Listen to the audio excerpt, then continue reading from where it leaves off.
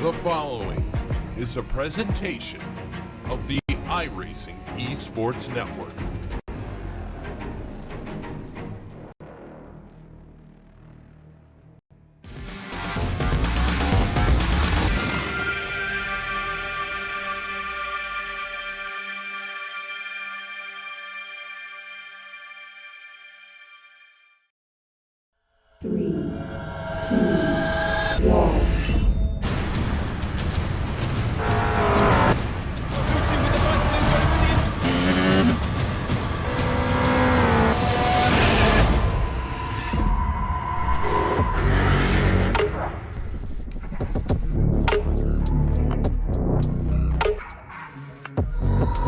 Last year I was sitting at a desk as a sales manager, and now I'm official McLaren F1 simulator test driver.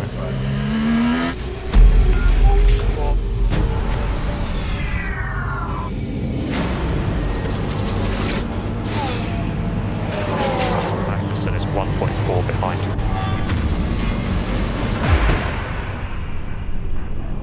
This opportunity is huge.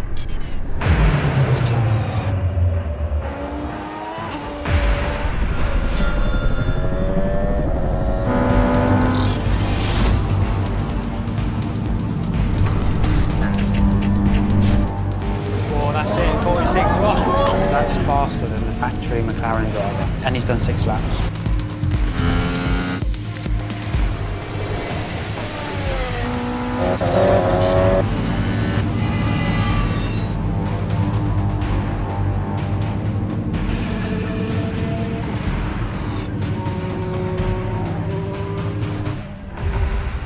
Let's go race.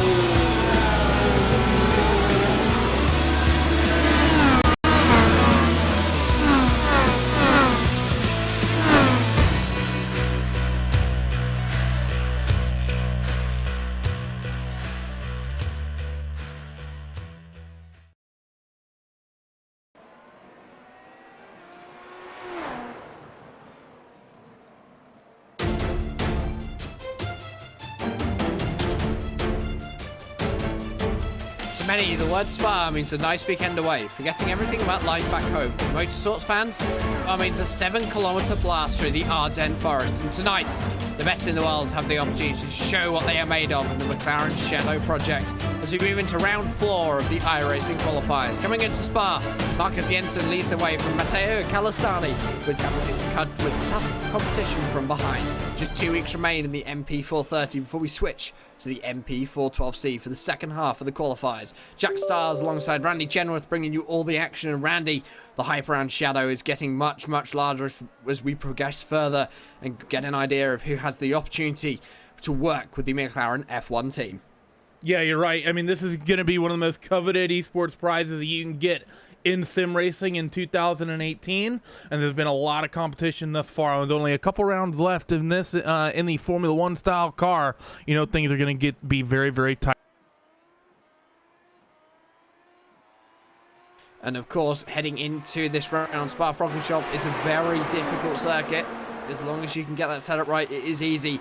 Famous corners such as Eau Rouge and Blanchimont always throw up challenges for the drivers. In these MP4-30 cars, it should be flat, because of course they are 2014 F1 spec cars, so they really are the pinnacle of racing. Qualifying time starting to come through, as it is underway now, an 8-minute session. The drivers will get 2 laps to decide where they start for the 18-lap race, which we will see here today. I wonder whether most drivers will decide to carry on for a second lap or just go for the 1-lap wonder, see if they can do a Sebastian Vettel back in China 2009, all those years ago, when he went out and set pole position in a car that wasn't properly functioned. Marcus Jensen currently setting the pace up at the front, although a lot of drivers still set to yet to set qualifying times, and it's good to see here, Connery, Randy, a lot of the drivers in this are from the iRacing World Championship Grand Prix Series. There shouldn't be any surprises there that much of the grid is going to be that competitive. It's going to be the highest rated drivers in these cars, especially in the F1 cars. So those guys coming from the World Championship Grand Prix Series, it should be really no surprise to anyone that they're going to be doing battle here. There's 3 minutes left in the qualifying. There's currently Marcus Jensen on the top of the times with a 45.8, nearly 6/10 of a second, quicker than anyone else at the moment. Not a lot of people even close, but still a couple of quick names need to put in some laps. The likes of David Williams, Daniel Bida, Josh Thompson, 3 drivers who are very much up at the sharp end so far in the Shadow Project. Of course, the prize for getting you through the qualifiers and also through the selection stage is the opportunity to work with get a seat in the McLaren's new F1 esports team and join their esports development program to work on the skills with the help of the Formula 1 team. You'll also win a truly unique motorsport experience, including attendance to F1 races, exclusive behind-the-scenes access to McLaren's, and a host of physical prizes, such as gaming kit and equipment. And for a lot of these drivers, actually, they do it on a budget, Randy, so being able to have access to a team such as McLaren F1 will really boost their sim racing career.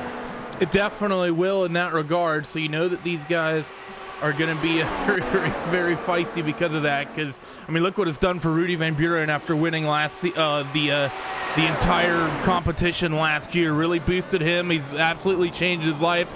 Gone from being a sales manager to being a test driver on the simulators at McLaren, and that is, you know, a pretty big change in lifestyle. And for Rudy Van Buren, he had the once-in-a-lifetime opportunity this year to drive an 80s Formula 1 car. Can't remember which one it was. I know it was from the 80s, up the Goodwood hill climb, and there's not many people in the world who can say they've done that, especially who have come from sim racing. The only others I can think of are Lucas Ordonez and Jan Mardenborough, and that is about it. So an opportunity that it's coveted, and it's one that these drivers will want to jump at. Just 1 minute and 15 seconds left in qualifying, and I think most of the drivers will have now been able to set the times, because with 2 laps, and a lot of the drivers actually not going for the second lap. Yeah, not a lot of time for those guys, but it's going to be unfortunate, especially for those who haven't been able to put in very, very quick qualifying times. We still have David Williams, who owes us a lap, but it's going to be tight for him to potentially get that lap in. He's currently working down towards the quick right-left chicane at Lacombe, so he's not going to be able to start this with a qualifying time. So pretty far down the order for David, and as well as Josh Thompson starting down there as well. A handful of drivers that not going to be starting, I think, quite where you would expect. Some work to do for these drivers this evening. Of course, the races that we cover happening on Sunday night, Europe, at 1900 June.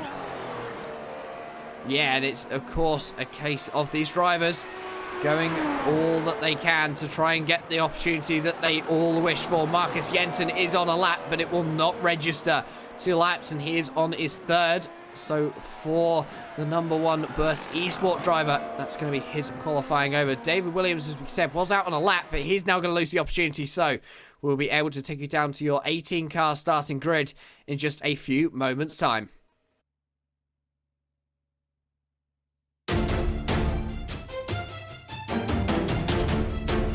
Marcus Jensen setting the time at 1 minute 45.806 by 6/10 of a second over Michael Passing, starting second. Fabrizio Donoso and Ricardo Ozocco going to be lining up 3rd and 4th. Jorge Montanes in 5th and Matteo Calastani in 6th. Glenn Key in 7th and Giuseppe Ragusa in 8th. Daniel Bida in 9th and Kevin Fortman in 10th. Ryan Parkins 11th. Sergio Fletcher in 12th. David Nogares in 13th, David Williams 14th, Josh Thompson 15th, Pio Sociano Pieve in 16th, Stefan Schmidt in 17th, and Matteo Ugolotti going to round out the 18-car field. Taking themselves to the start is going to be a standing start here at Spa-Francorchamps into the tricky La Source corner. We did see an accident in the Belgian Grand Prix just earlier today. in which Charles Leclerc was very lucky. The halo managing just to save him from his flying McLaren going over the top of Fernando Alonso, as all the drivers will now be heading themselves down onto the grid. Just a few more left to take their places, and we'll be racing here at Spa-Francorchamps for 18 laps, and we can see who will come victorious from round 4 of the McLaren Shadow Project. Obviously, some drivers waiting until the very last moment, but it's going to be a very fast start for these guys, and it's going to be the run through Rouge that's going to matter the most, because it's going to be who's going to be the bravest. I believe all the cars now taking their starting positions. They have indeed. Engine no tries. Are we on green at Spa for round 4 of the McLaren Shadow Project? Marcus Jensen bogging down a little bit on the start. Michael Parkinson getting a good run, but he's got to go around the outside into La Source. He's not going to be able to do it. Further behind, side by side for 3rd position. We've got a car around. That's Matteo Calastani to the inside, getting loose on the cold tyres, but everyone else off to a nice clean start. Almost some contact between one of the Williams Gym Junior drivers and Ryan Parkins. I believe that was Daniel Nogueras it was, but everyone through Rouge nice and safely. The mid-pack really getting off, but Marcus Jensen, a good start there, Randy.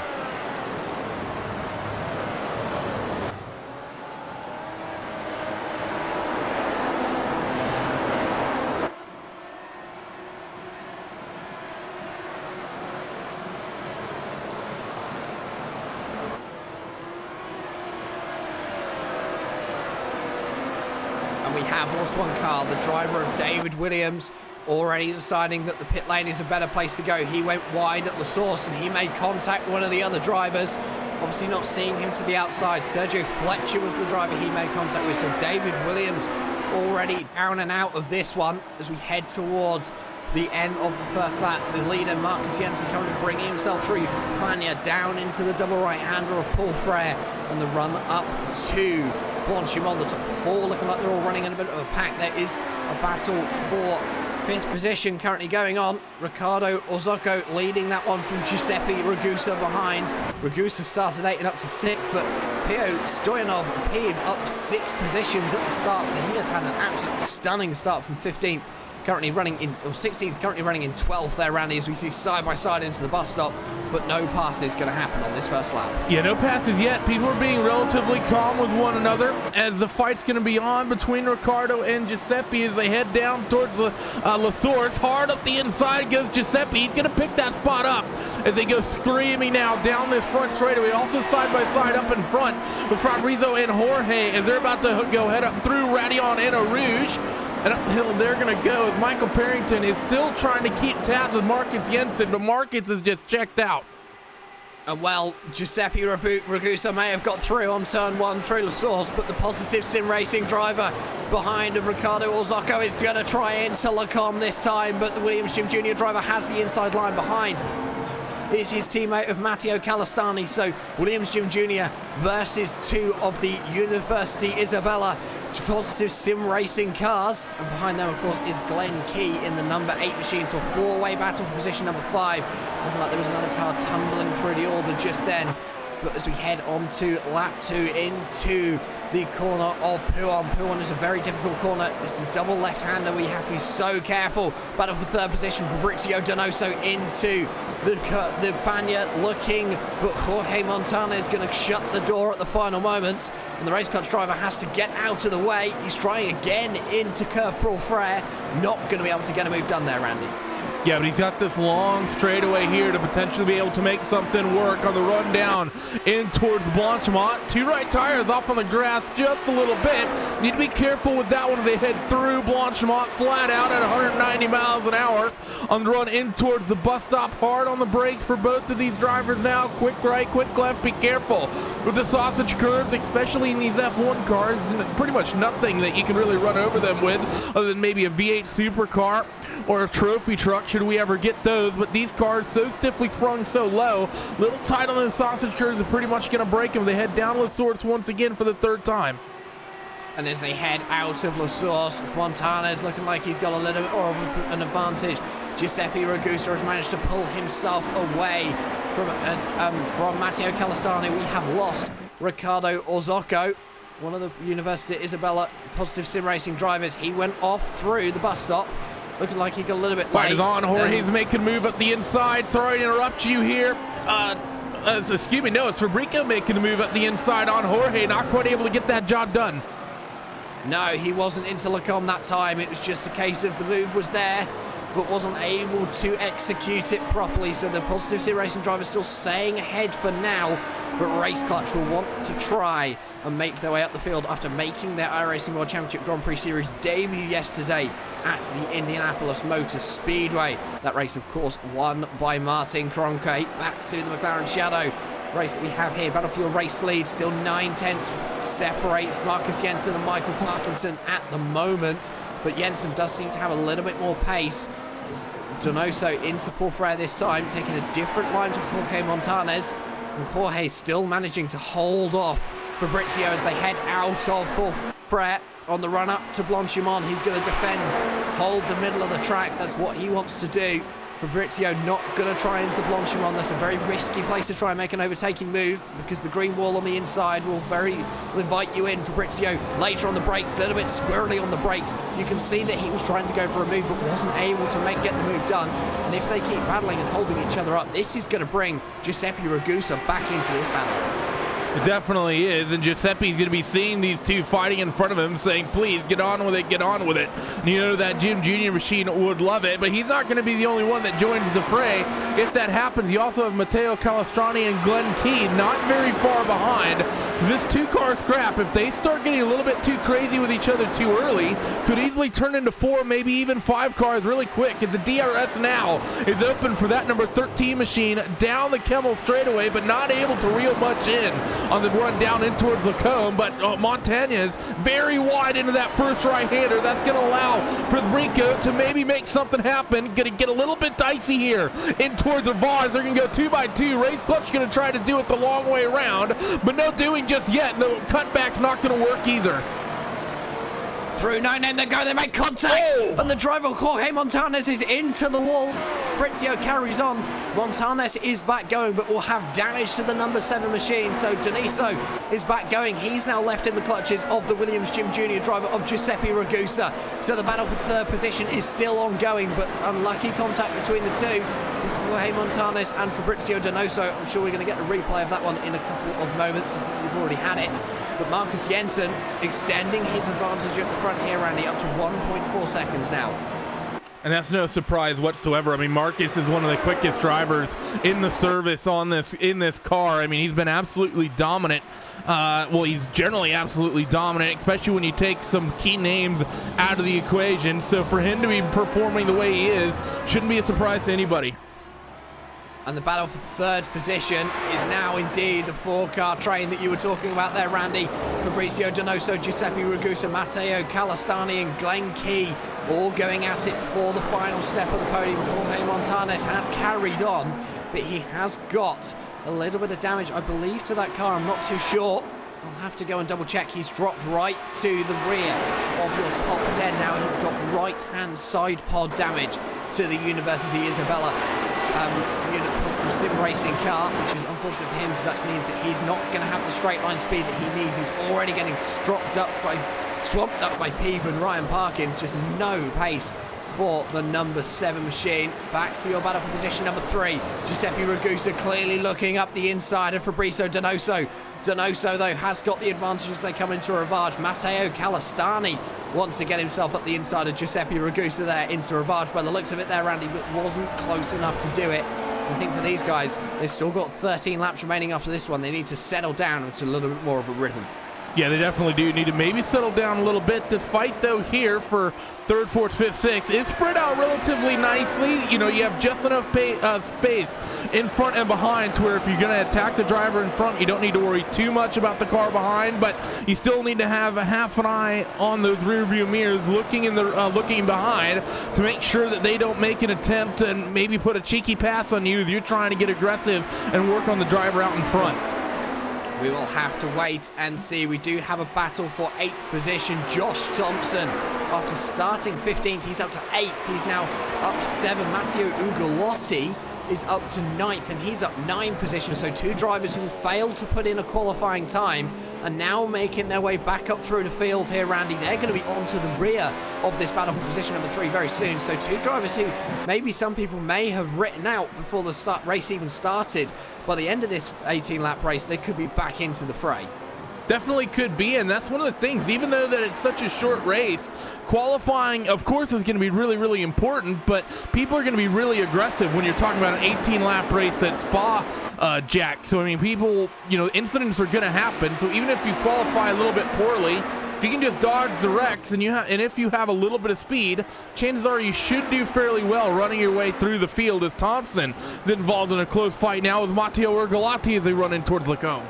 So Urgolati gets himself past Josh Thompson, Giuseppe Ragusa, trying to go up the inside of Fabrizio Donoso for position number 3, was not able to make the move done. Josh Thompson, Matteo Urgolati need to work together to get themselves back up to the front. Jorge Montanes has been into the pits, obviously to get himself a little bit of damage repair or maybe some new tyres. We'll have to wait and see how that one affects him. That's cycling him down to 16th position at the moment, as we've got a car around almost. That's Matteo Calastani. Calastani gets loose, so Glenn Key having to use all the road and more at the exit of Pouon to make sure he can get around the car safely, and he's got himself up into P number 5, but Calastani will want that position back very quickly. He definitely will, but he doesn't want to get too aggressive with it. Didn't seem to lose too much time overall, but still, it's going to happen down through Pouon, which we have the replay up now. Through the first part, he looks okay, so it's going to happen on the exit. Actually, no, it's right on the turn-in to that second part. You see a driver going well off into the runoff to avoid there. Hopefully he doesn't pick up any damage going over that curve, because the drop-off on the backhand side is quite aggressive, but that was well held by the driver of that number 4 machine. Only dropped 1 spot there, Jack, so shouldn't be too upset or too aggressive trying to pick that single spot back up. Still a lot of time to go in this one, not even halfway yet. No, and I think for the driver Matteo Calastani, he'll just be trying to focus to get himself back past Glenn Key. He knew he was quicker in qualifying, and he's probably got the race pace as well as they head through Eau Rouge this time. Well, a 3rd position just ahead between Fabrizio Donoso and Giuseppe Ragusa. Fabrizio is really weaving, but Ragusa's on the hybrid. He's trying to close out the gap, and he has indeed, down to 2.5 tenths now as they head into Lacombe for the 7th time. As Peeves gets himself past Josh Thompson. Josh Thompson has got a bit of an issue. They're going to go side by side through Lacombe, and Thompson actually holds the position for now, so he's going to hold on for 9th place. And Fabrizio Donoso still holding on for 3rd, and I have a feeling that Giuseppe Ragusa may be using a little bit more of that hybrid power than Donoso as they went through Eau Rouge and Raidillon that time. Could very well be, just trying to keep that gap down as best as they possibly can. Of course, it is one of the interesting aspects with this car is how each team and each driver actually uses the hybrid. May differ from team to team, driver to driver for sure.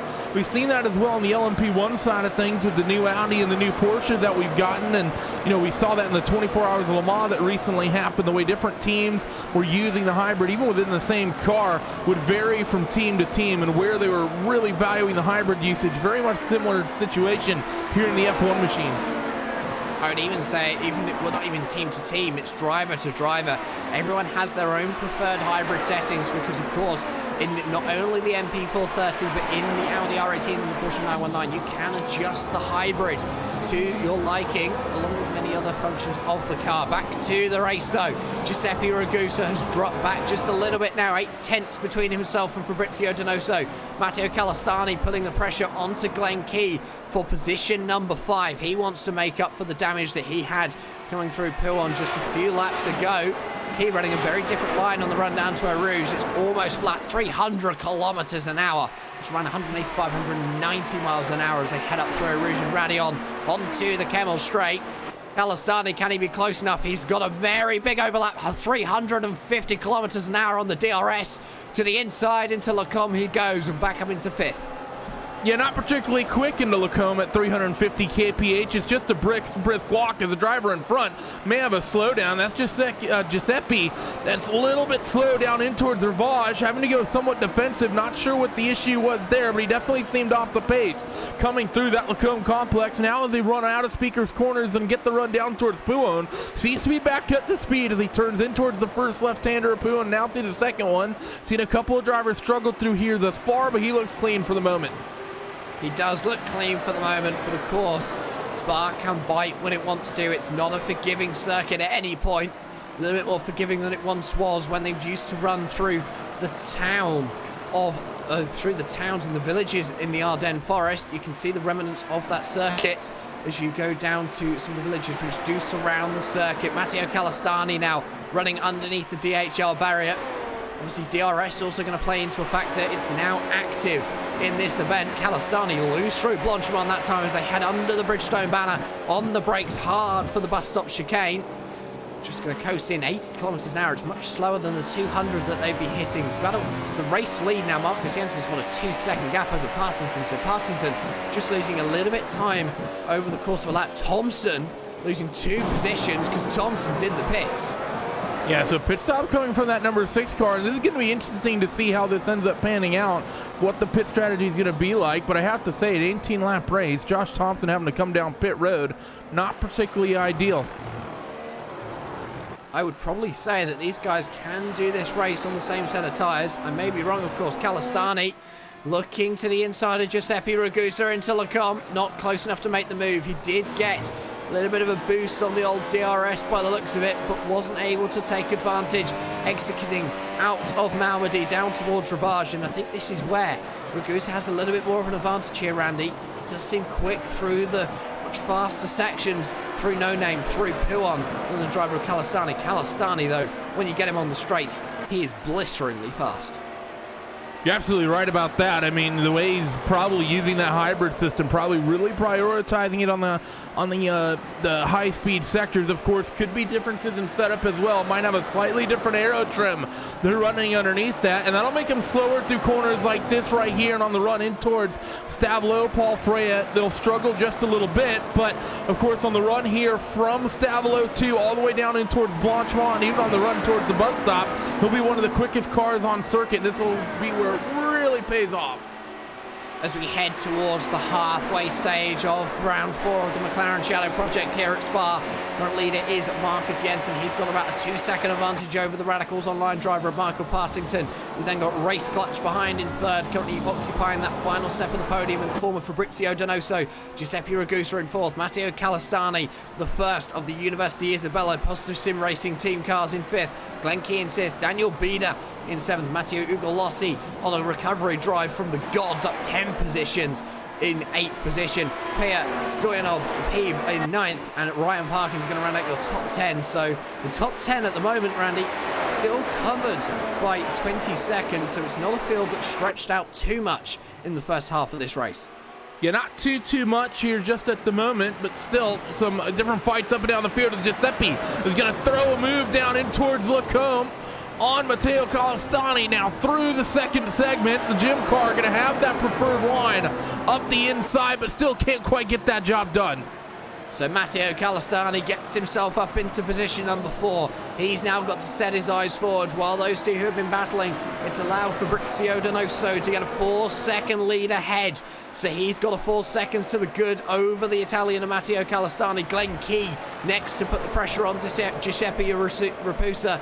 And I don't think Giuseppe has got much to hold off, but Glenn Key looking like he's very loose through on that time. Yeah, that's going to be the thing with these guys here, isn't it, Jack? Is that the tires are going to be slightly going off here around lap 9, lap 10. You might, if it's a longer event, you might start thinking about a pit stop here relatively shortly. Thinking about lap 19, lap 20-ish perhaps. But now here with a race like this, you'll be doing it the whole event. So the tires are going to start dying off, and even then, with the fact that it is such a short event, Jack, you're probably going to have the tires set up a little bit more aggressively as Matteo, oh my lord, all over the curb at Blanchimont. That's a bit of a risk always. Don't want to upset the aero platform too much, and nearly 200 miles an hour through a corner like Blanchimont. And the aero platform on these Formula 1 spec cars is very important, heading down into La Source for the 11th time.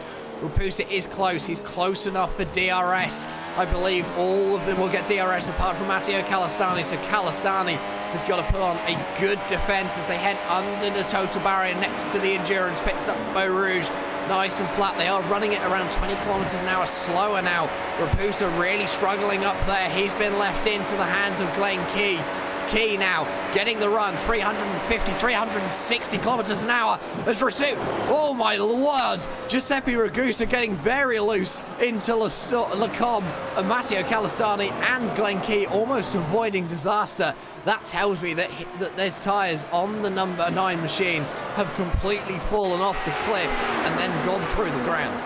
Yeah, definitely seems that way, as we're going to get a replay up of that instinct. And to start this run when they're coming off the source, beginning of the run through Rouge and Radion as they head now up the Kimmel straightaway. And you're going to see when everyone gets that DRS, you see that car behind of Glenn Key just really close the gap on Giuseppe. Not a great run up and over the hill for Giuseppe. Tries to defend at the last second and just, man, he just broke way too late in towards Lacombe. I don't think it had anything to do with getting loose. I just think he missed his braking marker by about a good 10 or 15 car lengths.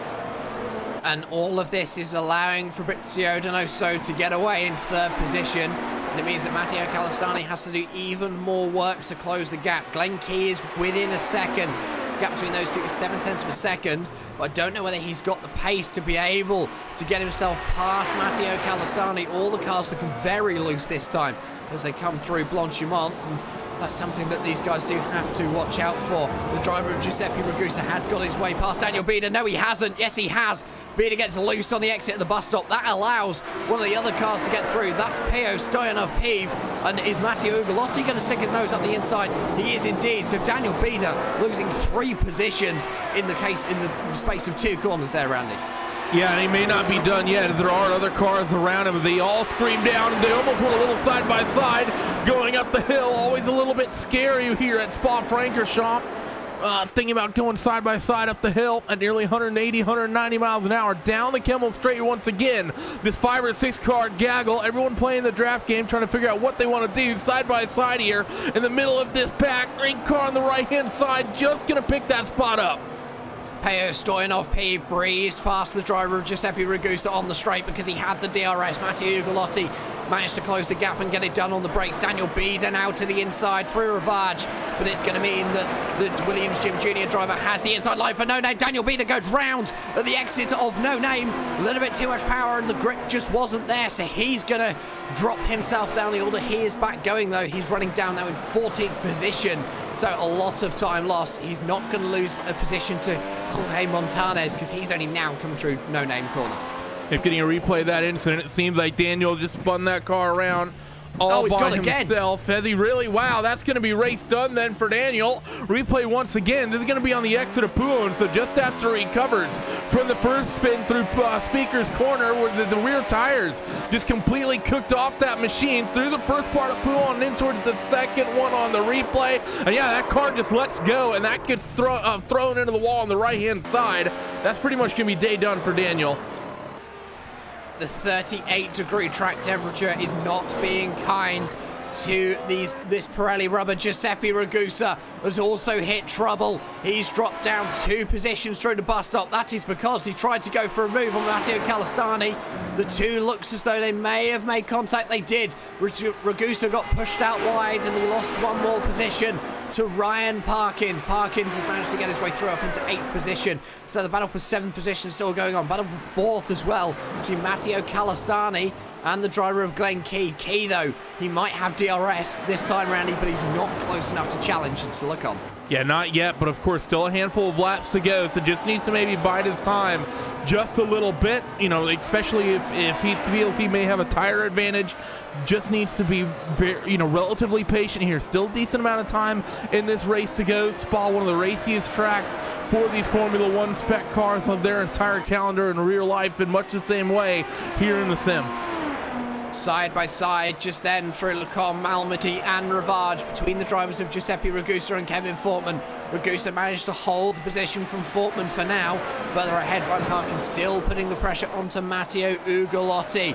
Matteo Calistani's now got a 1.1 second gap over Glenn Key, so Key not able to keep the pace up. And to just give you a clue of the tyre drop-off that these guys are currently experiencing. Fastest lap of the race, Marcus Jensen, 1 minute 48.460. Last time around, he's at a 1 minute 49.9. So these tyres, with 5 laps to go, Randy, have already lost a second and a half of performance. And now, Marcus Jensen in 1 minute 50.225, so they've lost even more pace.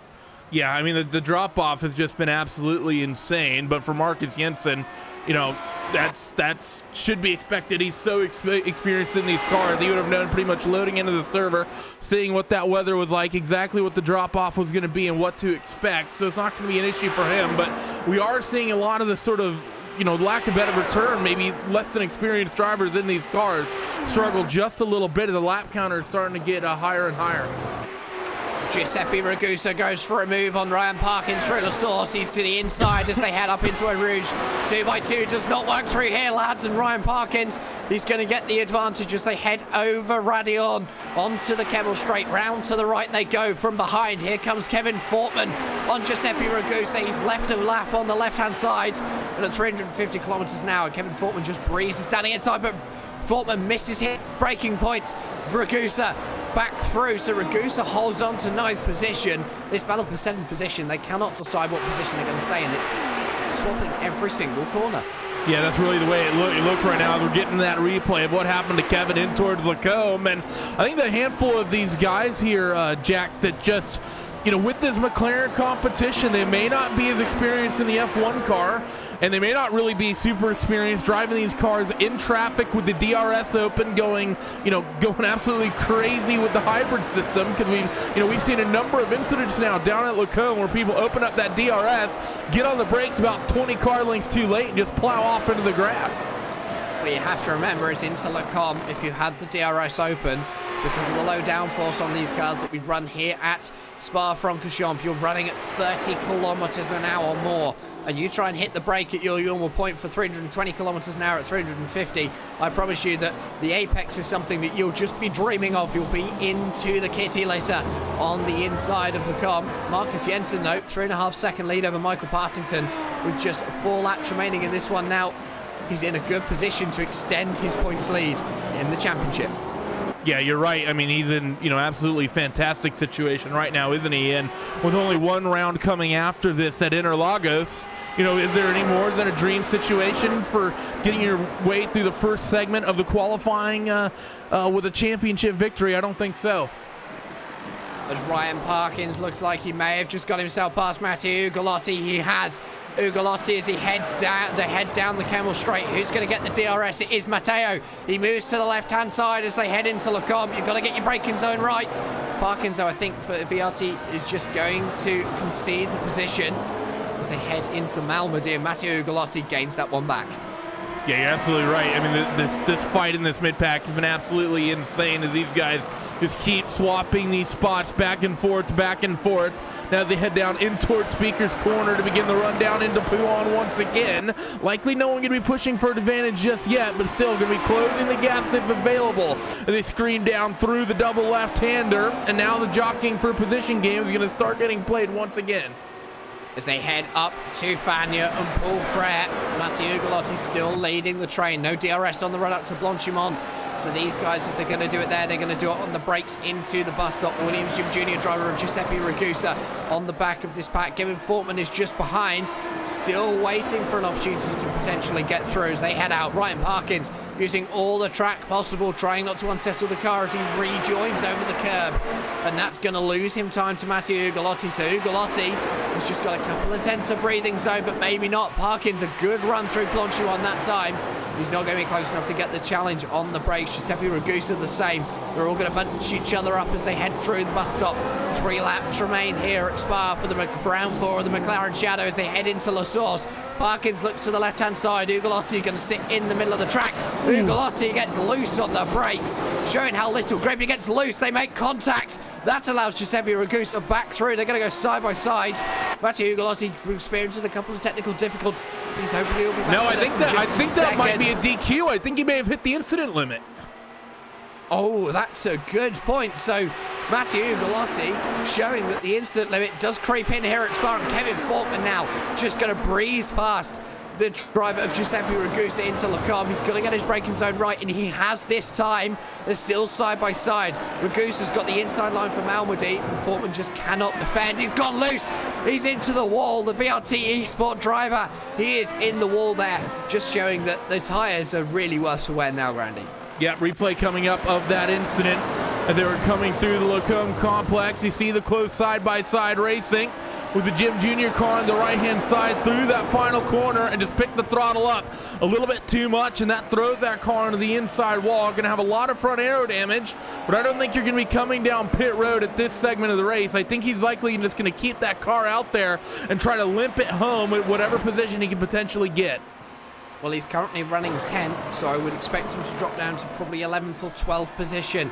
With 2 more laps remaining in this one, Giuseppe Ragusa is still with the driver of Ryan Parkins, because Parkins came off best from that one by the looks of it, currently leading the pack as they head up through Blanchimont. Battle for 5th position as well between Glenn Key and P.F. Stoyanov-Pive. The 2 drivers have been going at it for the last couple of laps. Looks as though Matteo Calistani is just about 1.2 seconds ahead, so okay, he's pulled a gap on Glenn, meaning that he cannot get DRS, although he may this time. Glenn Key goes wide out of the source. This lets Stoyanov-Pive have the opportunity to the inside. Glenn Key not going to fight that one, so Stoyanov-Pive going to move himself up into P number 5. Really doing well off of someone else's mistake, as Glenn Key actually looking like his tyres are really struggling through a rouge that time. And that was a good call by Glenn to not really fight for that position with that number 11 car, Apeo, just because if he has any hope of trying to reel in that number 4 machine out in front of Matteo Calistani, he needs Pive to somehow try to pick up the DRS and have it down on the run in towards Lacombe. So not fighting for him. Yeah, he might lose the spot now, but it's going to give him the potential to maybe pick that spot up in this next lap, because after all, he was never going to be able to hold on to that spot from Peo regardless. And that's a very interesting battle to watch as we head towards the final lap of this event. 18 laps does go quickly here at Spa, especially in this Formula 1 machinery. Marcus Jensen now got a 5.1 second lead over the number 5 machine of Michael Partington for Radicals Online. The 2 have been very strong so far in the McLaren Shadow qualifiers, Randy, and they're just showing their dominance up at the front of the field. Watch out for these guys in the next week, in the final round of the F1 qualifiers, because I think if they go on to the GT, it's going to be a strong contender for potentially a winner of this competition. You're absolutely right, and it's important to note that for those who go into that second segment of the qualifiers, a lot of these drivers are maybe stronger in the GT cars rather than here in the F1 machine. So it's going to be interesting to see the sort of skill sets as they develop as we begin the final lap. Marcus Jensen out to a casual 5.2 second lead over Michael Partington. Fabrizio Donoso in that 3rd spot, relatively comfortable, with a fight between Matteo, Peo, and Glenn still tight for 4th, 5th, and 6th.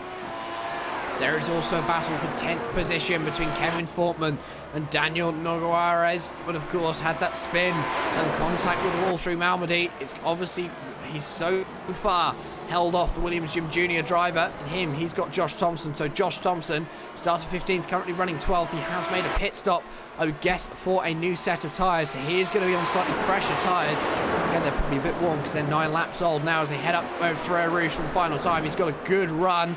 Also going to get DRS on Dan, the Williams Jim Jr. driver. Is he going to be able to defend? They're going to go 3 wide because the Kevin Fortman's got nothing to answer for the DRS, and Josh Thompson just got to breeze up the inside of both of them, and he heads from 12th right up to the rear end of the top 10. So somehow for Josh, the one pit stop strategy ends up working out, even though it's only an 18-lap race, and he ends up picking up a couple spots as Marcus Jensen's getting ready to come home here and take the victory. Marcus Jensen is indeed getting ready to come home, but Fabrizio Donoso has just gone off. That hands the final step of the podium for Matteo Calistani. We'll get a replay of that one in just a few moments, but as Marcus Jensen rounds through the bus stop, quiet day for him. He's going to exit on the power, on the hybrid, and he crosses the line at Spa to win round 4 of the McLaren Shadow Project. Just 5 and a bit seconds behind is going to be Michael Partington, Radicals Online, and in a final lap shock, it's going to be Matteo Calistani. Fabrizio Donoso has called it a day. He's pulled out of the race on the very final lap. So Matteo Calistani from 6th on the grid is going to finish 3rd now. That's an absolutely storming drive from him there, Randy. It is. We're trying to see what exactly here happened to Fabrizio. Sorry about this. I think we rewound just a little bit too far. Just trying to get this up and sorted exactly to see what happened to him. It's pretty late on in the lap. So let's see. We're on with that race clutch car now. I think this is after the incident, actually, as slow as he's going. Looks as though the accident happened through Puon, Randy. All right, we've got it. Oh, yeah, you're right. Just basically got a lot of oversteer. He didn't seem to hit anything. I'm not sure why he just pulled that car off. Did he maybe underfuel that car and run out of gas? I'm not sure. He seemed off the pace. He didn't seem to hit anything, but he just kind of stopped out there on the racetrack. I don't know why he wouldn't at least coast that car around and at least finish the race, potentially up a spot or two from where he ended up. Well, if he comes and joins us for an interview, we will have to wait and drive. Oh, we'll have to wait and see, and he can tell us what happened. But first of all, let's take you down to your final finishing results.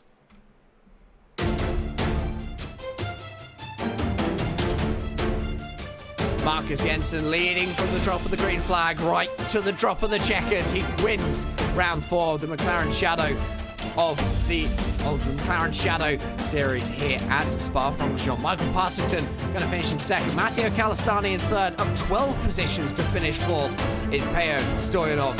He had an absolutely great race, getting past all of the carnage to get himself a nice finishing position. Glenn Key going to bring himself home in fifth, and Ryan Parkins in sixth. Giuseppe Ragusa going to finally lose out.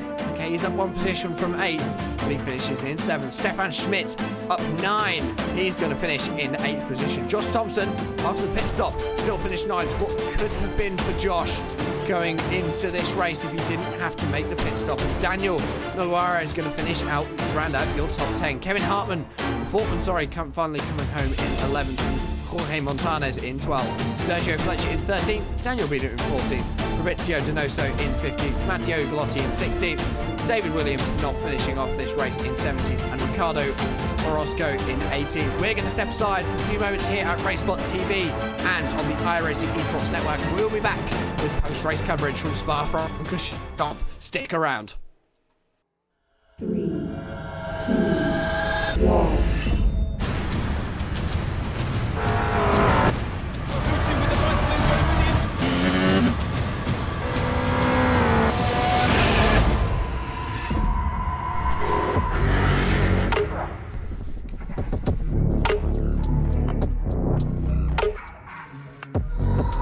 Last year, I was sitting at a desk as a sales manager, and now I'm official McLaren F1 simulator test driver.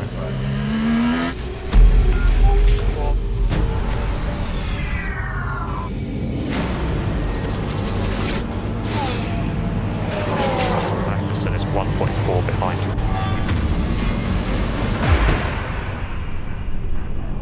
This opportunity is huge.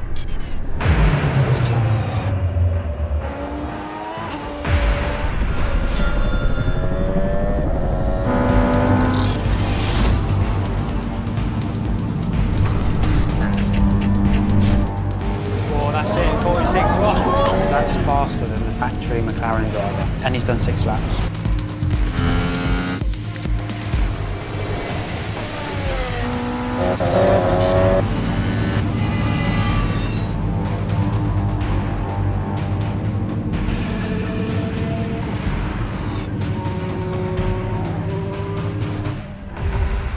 Let's go race.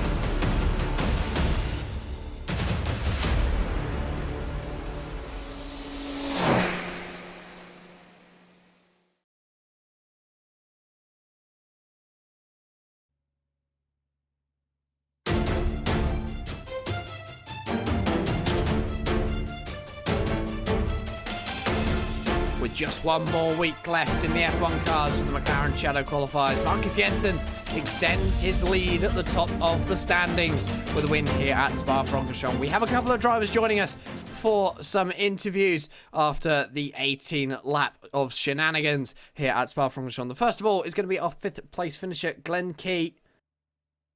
And Glenn, first of all, congratulations on a very good finish. You're coming from 7th to 5th, up 2 positions. That got a bit busy mid-race with the 4-way fight for P3 there.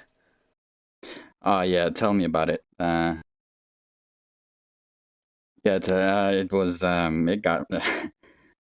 it's my first race, so I just figured out that I'll play it safe, and then all of a sudden I find myself fighting for a podium.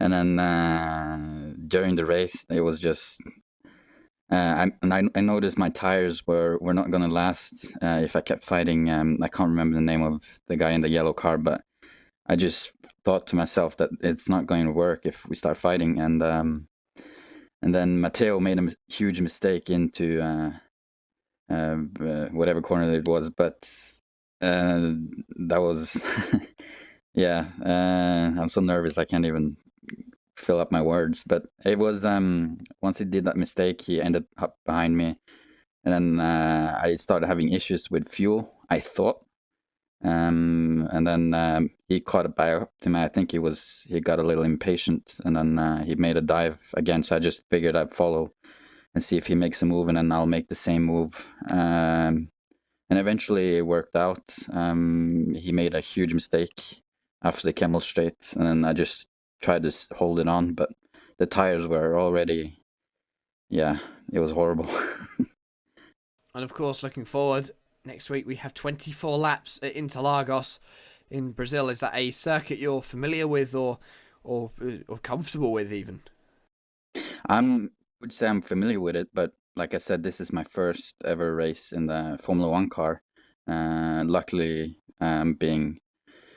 being brought up by the Positive Sim Racing, which is a very good group of guys and a lot of knowledge in this team. So the track itself I know pretty well, but obviously it's a different car, a different set of tires, and it's going to be a whole new experience, but I'll be sure to be ready.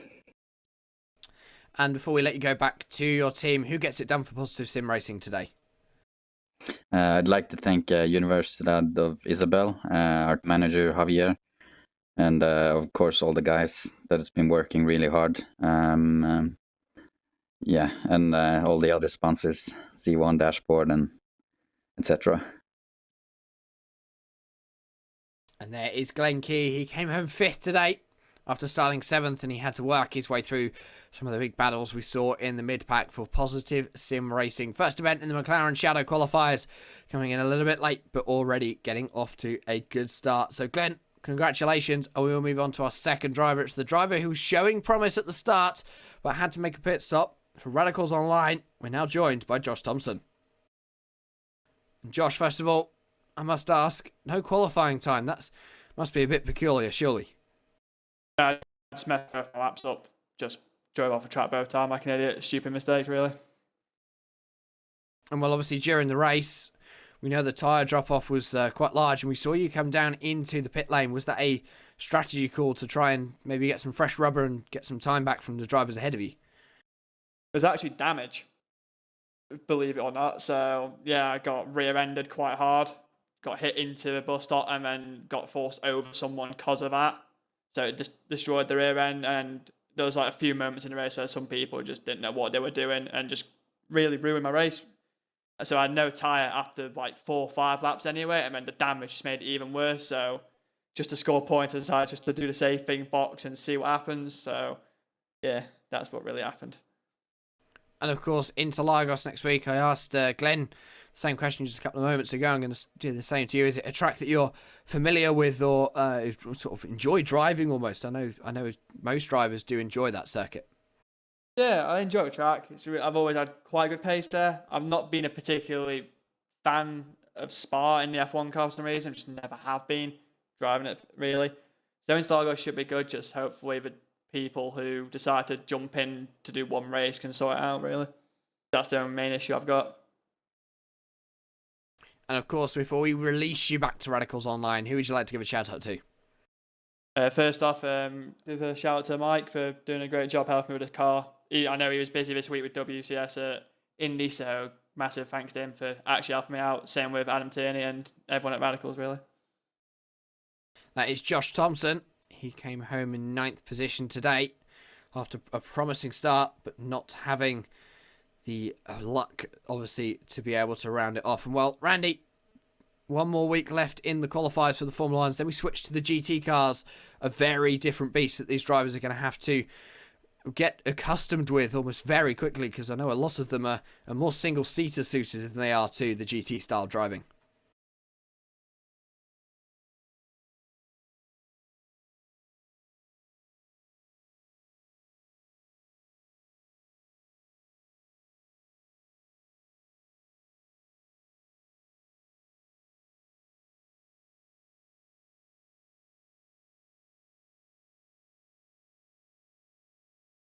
And while that's just about all we've got time for here on RaceSpot TV and on the iRacing Esports Network, we want to thank you for joining us on Single Seater Sunday for both the Classic IndyCar Series, the Majors Pocono 500, and the McLaren Shadow Project. We'll be back, of course, next week with our full cluster of broadcasts. But first, we want to give a shout out to everyone who gets it done, to Istvan Ballau and TrackCams22.com for our absolutely awesome track cams, and our overlay is designed by Andreas Werner of Andron Designs. The development behind it comes from Simon Grossman and AppEngineering.com, and our live timing and scoring, as always, provided by Nick Thyssen. You can head yourself over to RaceSpot TV /timing to find all of the information there. From myself, Jack Stiles, from Randy Chenworth, who's been sat alongside me all evening long, we have been RaceSpot TV. This has been round 4 of the McLaren Shadow Project. Will and Connor will be back next week, and normal service will be resumed at Interlagos for the final round in the MP4-30, where we expect to see the same amount of action as we did here at Spa. But from us, we bid you